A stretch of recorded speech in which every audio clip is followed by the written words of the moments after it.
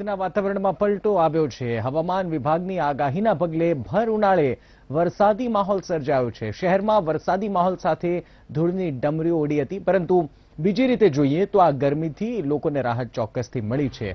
પરંતુ જ્યાં જ્યાં વરસાદ પડ્યો છે ત્યાં ખેડૂતોને થોડી ચિંતા થઈ છે, કારણ કે કેરી, ઘઉં, તમાકુ જેવા પાકોને નુકસાન થવાની ભીતિ છે।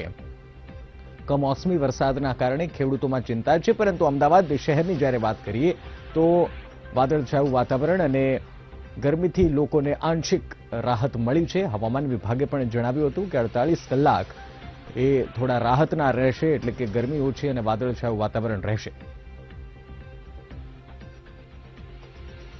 સંવાદદાતા દિવ્યા ફોનલાઈન પર જોડાયા છે। દિવ્યા, કેવું વાતાવરણ જોવા મળી રહ્યું છે અને હવામાન વિભાગની શું આગાહી છે?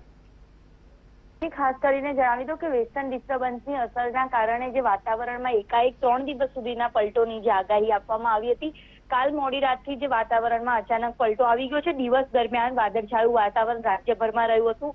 સાબરકાંઠા, સુરત, બનાસકાંઠા, વલસાડ સહિતના જે તમામ વિસ્તારો જે છે ત્યાં વરસાદની જે આગાહી આપવામાં આવી છે, તો કેટલાક વિસ્તારોમાં ગઈકાલ મોડી રાતથી છૂટાછવાયો વરસાદ આવ્યો છે। તો કેરીના પાકને પણ ક્યાંક નુકસાન જાય તેવી ભીતિ સર્જાઈ છે, જેથી ખેડૂતોની મુશ્કેલીમાં ક્યાંક વધારો થયો છે। તો ગરમીથી આંશિક રાહત મળતા શહેરીજનોને રાહત મળી છે। તો બીજી તરફ જે કહી શકાય કે આવતીકાલ એટલે કે 24 કલાક સુધી વરસાદ જેવું વાતાવરણ રહેશે। સાથે જ અન્ય અમદાવાદ સહિત વડોદરા તમામ જે શહેરો છે ત્યાં પણ છૂટાછવાયા વરસાદની આગાહી આપવામાં આવી છે।